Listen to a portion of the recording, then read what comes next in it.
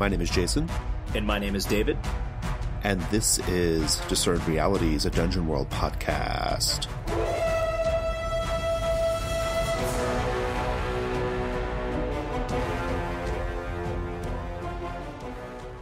All right, this is Dungeon World Basics 05. Today, we will be covering Anatomy of a Playbook. Next time, we will start looking at GMing basics. This is going to be a very straightforward episode explaining each element of a playbook. If you are getting ready to play Dungeon World with a group of players new to the game, it may be helpful to just let them listen to this as they create their first character. Standard playbooks print off as 2 sheets or 1 sheet front and back if you can get a double-sided printer to print it. It's really handy to do double-sided printing because it's easier for everyone to keep up with just 1 sheet of paper. I will note that the Cleric and Wizard do have additional pages for their spells. We will include the link to the latest and greatest version, the official versions of the PDFs for Dungeon World playbooks in the show notes so that you can print them off at home or wherever you are. We'll handle this discussion by talking about the playbooks in 5 sections. The first, or front page, will be sections 1 through 3, and the second, or the back page, will be 4 through 5. Section 1 is the top of the first page in the gray area above the stat block. This area keeps track of the look of the character, armor, hit points, the damage die, character level, XP, alignment, and character name.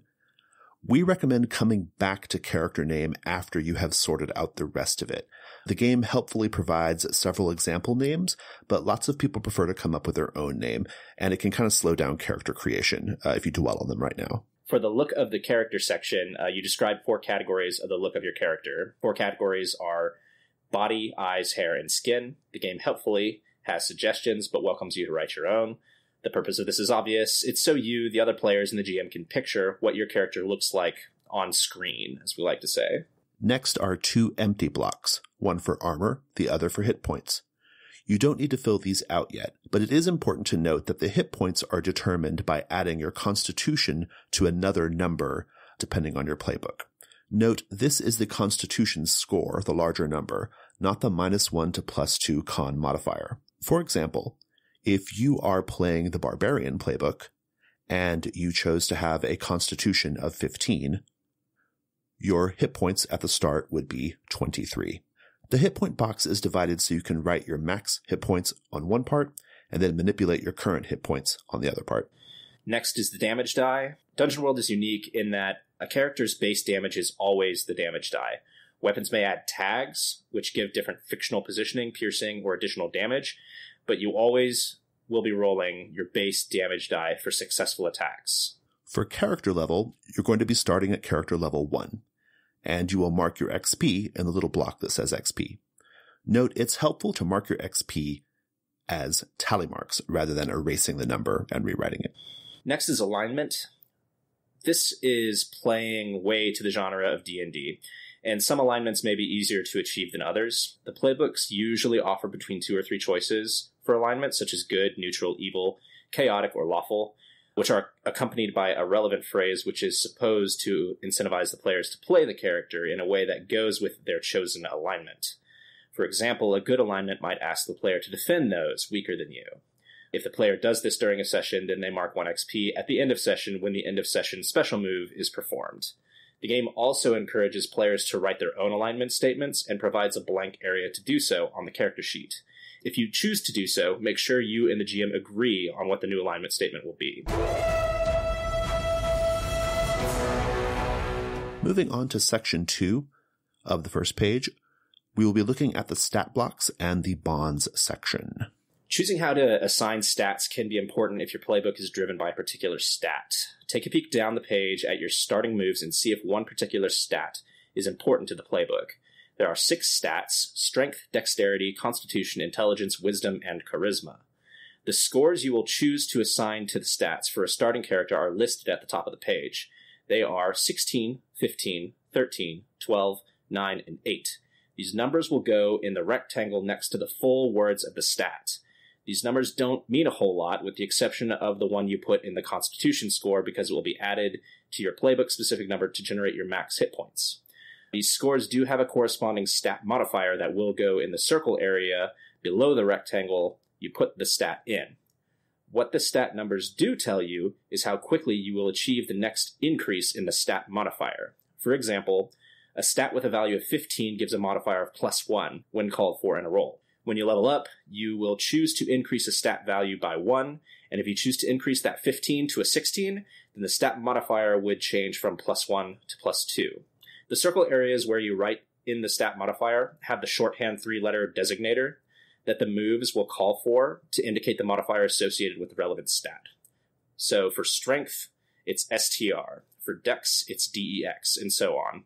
The last thing to note is each stat has a ability checkbox for when the GM calls for you to mark it.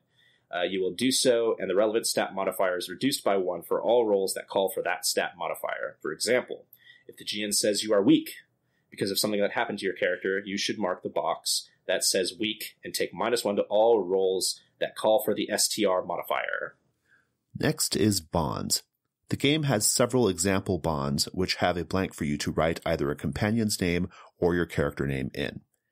If in a session you ever resolve a bond, you may mark 1 XP at the end of the session per the end of session move. The game also leaves blanks which allow you to write your own bonds as you wish. Consult with other players and the GM as you choose bonds or are writing your own. Next is the third section, which has starting moves and racial abilities. For starting moves, you typically have all of these at the start of the game. These really highlight what your role is in the party and what you should be trying to do with that character. Many playbooks require choices to be made before play begins on the starting moves, so read them carefully. For example, the fighter must make choices defining his or her signature weapon, and the ranger must define his or her animal companion. Next are racial abilities, which would likely be more accurately named species abilities, but calling dwarves and elves different races rather than different species is another flavor of the D&D genre. The abilities vary dramatically, so just read them closely to see what sounds most appealing to you. There is also often a blank space for writing your own race and racial ability. Consult with the GM if you want to do this.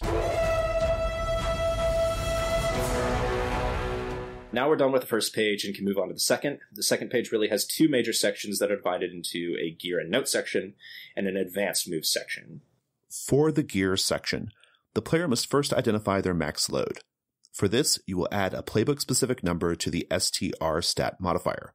It is important to note that this is the small number, the -1 to +2. Next, make choices for starting equipment. Often this will include armor. If you choose any armor, it will list next to it the bonus that it gives, typically 1 or 2. If you pick armor, go back to the first page and write down the armor value in the armor section back at the top of the page. That's it for this section. Next, take a quick glance at the advanced move section. This section is divided into 2. Moves that can be selected when leveling from 2 to level 10, and moves that may be selected from level 6 to level 10. You don't need to read any of these now, but you will want to read them closely when choosing one to level up. And that is it for the anatomy of a playbook. Note that the wizard and cleric have an extra step of choosing spells, but the starting move section on the first page of those playbooks carefully explains how to perform the extra steps, so we will not do so here. Let's go to the actual play.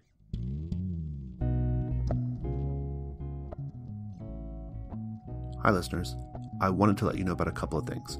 The first is that our Pride Month issue of Codex is now in our Patreon feed.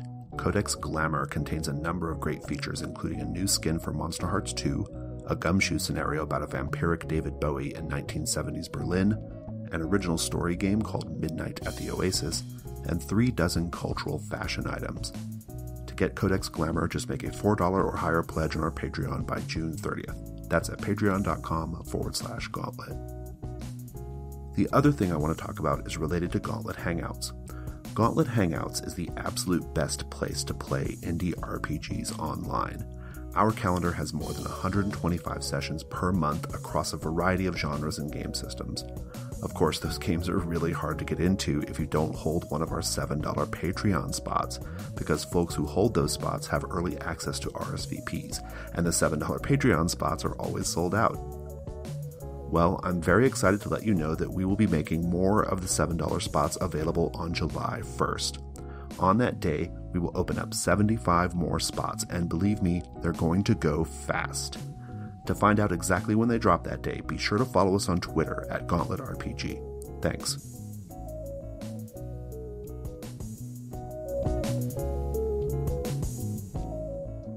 Okay, we are continuing the story of Lucero Castafiel, who is exploring the catacombs beneath the Temple of the Peerless Star, looking for his sister, who he believes is injured, or possibly dead, down here.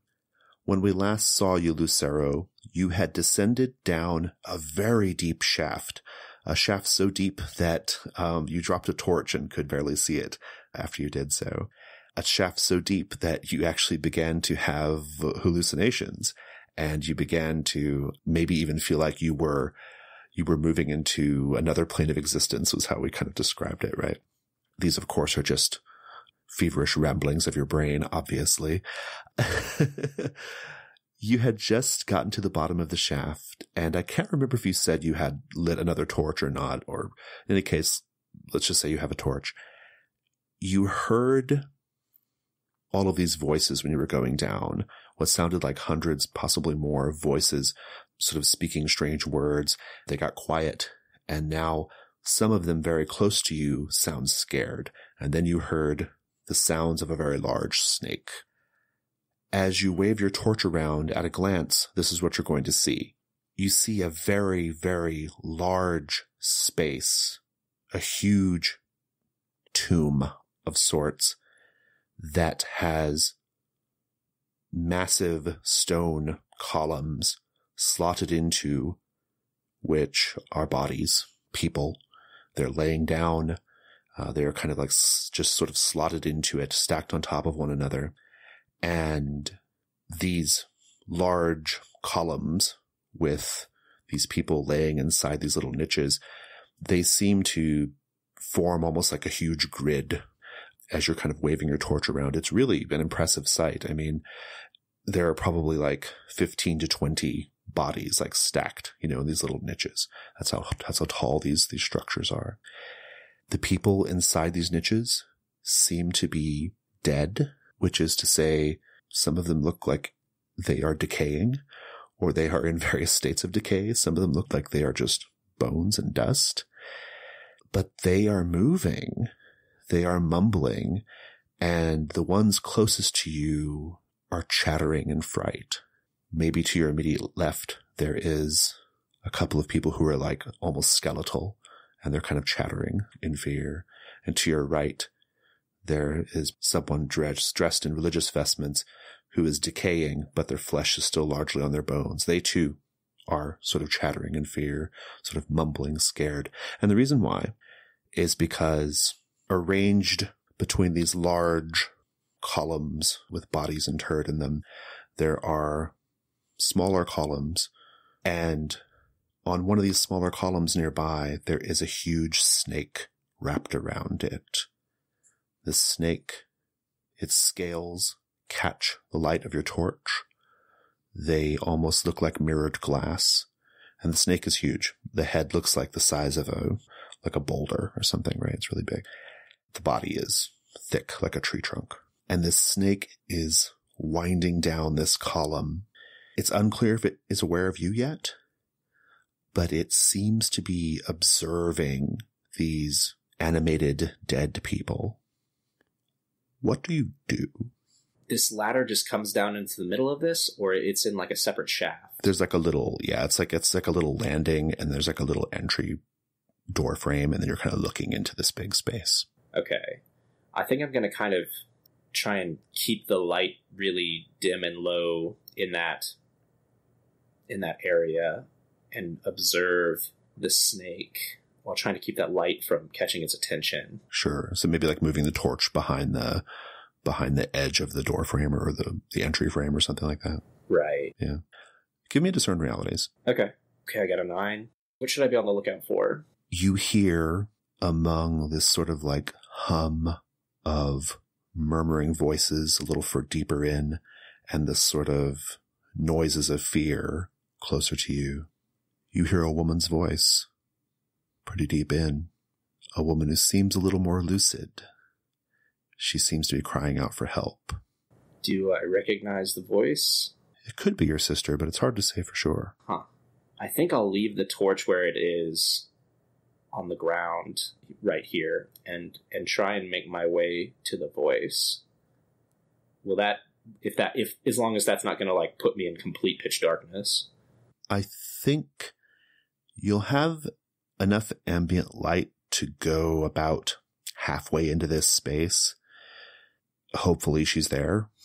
If not, you may have to make some decisions. Yeah. But I assume you're going to be sneaking around, right? Right, yeah. That's the whole point of leaving the torch behind. Yeah.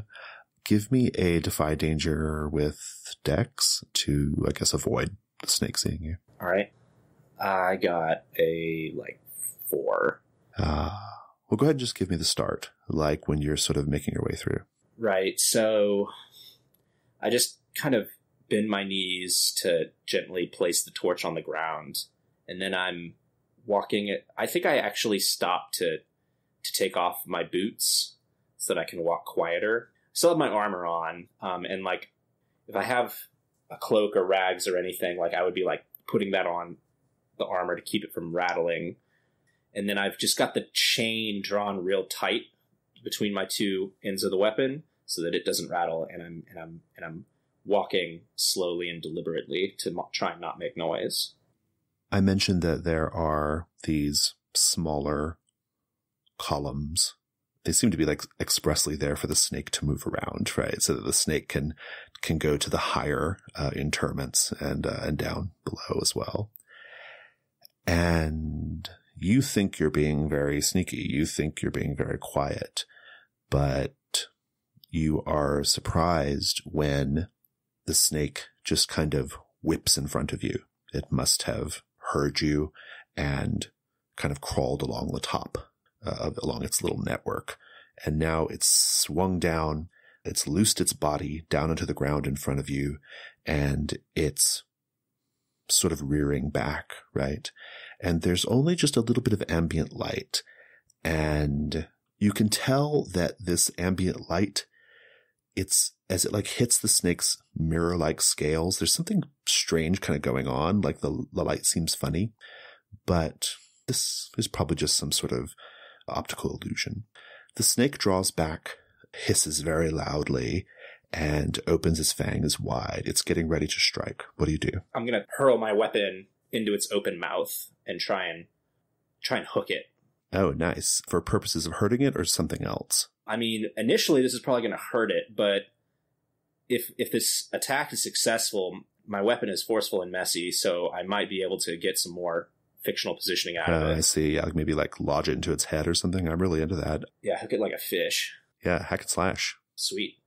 I got an 11, so I've got a choice if I want to do the extra damage here, or if I just want to deal my damage and avoid its attack. I think I'll just deal my damage and avoid its attack for now. Awesome. How much damage did you do? I got a 7, and it's forceful and messy. I don't have any piercing, but I don't know if it has armor or not. Yeah. I mean, forceful and messy, what you said earlier is you wanted to kind of wedge it into the snake's head so you could kind of manipulate the snake. I'm really into that. I think that's a great idea, and I'll let you do that. Now that you have this, first of all, describe what it looks like, and then what do you do with this leverage you've got? Yeah, so the snake rears back like it's going to strike, and it opens its mouth, and I just put my blade right out there, and it snaps its mouth down on it, and I managed to step behind one of the columns, and now I'm pulling the chain against one of the pillars, and it's pulling the snake along. Yeah, that's pretty great. Awesome. So are you hoping to rip off the snake's head, or what are you hoping to accomplish here? Man, I don't know if I'm strong enough to just pull its head off, but I think I'm going to try and get this chain of my weapon wrapped all the way around this pillar, and then stab the other end into the snake and maybe trap it here. That's good. I like it. I'm going to call Defy Danger Strength. I think this is a dangerous situation, but it's not really a melee as such. So give me a Defy Danger Strength, and let's see how this goes. Okay. All right. I got a 10.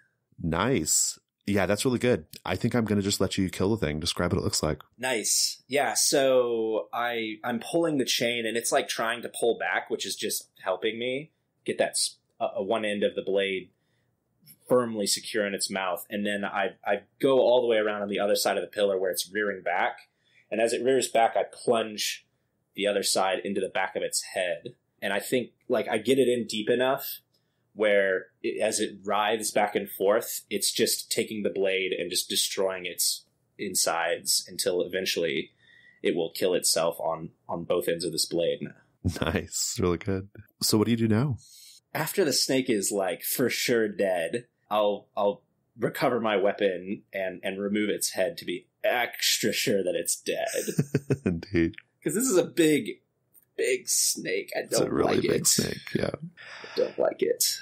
Well, now you have a little bit more freedom, you presume, to like walk around as you wish. Do you go grab your torch again or what? Yeah, I think I go and put my boots back on and pick up the torch and get a better look at the thing I've just killed. It was kind of a struggle in the dark there.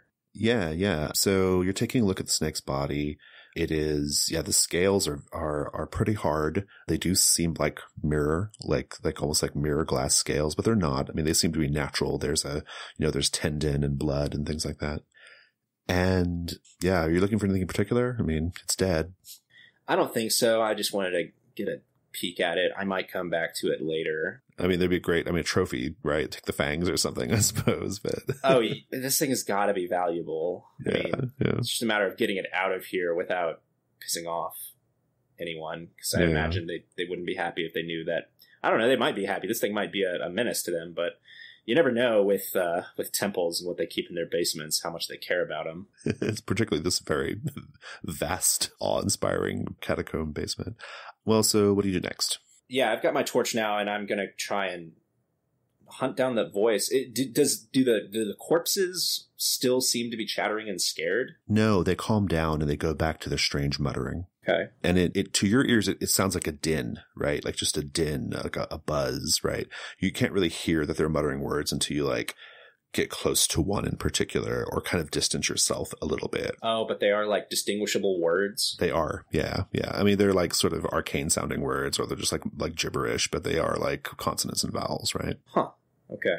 Are these corpses secured in any way, or are they just standing there? Well, they're laying, right? They're laying down in little niches in these like large sort of like column-like structures in the room. They're just laying there. They don't appear to be bound or anything. Huh. That's really strange. I mean, a long, long time ago, we described the catacombs beneath the Castafiel mansion, and there we had restless dead strapped with silver chains. But it doesn't seem like that's what's going on here, and these don't seem to be vampires, at least from what I can tell. Are they? I mean, I think if you were going to try to like name them some kind of like animated dead, maybe zombies, skeletons, ghouls, possibly. I mean, some of them look a little more monstrous in their features, but it's hard to tell. All right. Well, I'll try and track down that voice of the woman who might be my sister. You can follow it, and you're pretty deep into this space at this point, and you get to a space that is almost like an altar, I guess. It's up against a wall, and you see a woman at the distance you're at. You can't tell if it's Urbina, but it probably is. And she is attached to the wall, hanging, as if like hanging from shackles, but her arms and legs are spread, like spread wide, and she's sort of bound to this wall. And you can see that there are a number of, I guess the best way to describe them would be like thick veins, I suppose, sort of sticking all over her body, like hoses, I guess, to our modern eyes is what it might look like. But they're kind of sticking into her body. There are blood marks where they're sticking, and this network of vein-like tubes spreads out along the wall and seems to spread, in fact, all over the whole structure you see now, at least up above and along the sides. And some kind of liquid, perhaps her blood, but it's sort of a blackish red, is occasionally being siphoned out of her, and her head is dropped down a bit like Christ on the cross, right? And she's moaning, and she looks up and makes eye contact with you, and it's her. And she says, Lucero, you shouldn't have come here. And that's where we'll end it. All right, listeners, that's our show. Discern Realities is a production of The Gauntlet. If you'd like to get in touch with us, we are on Twitter at Gauntlet RPG. Yes, that's right. We are on G+. Just go to the community section of G+, and search for The Gauntlet. You will find us there. We have a website. It's gauntlet-rpg.com. And we are on Patreon at patreon.com/gauntlet. David, thanks so much. Thanks, Jason. Thanks, listeners. Take care.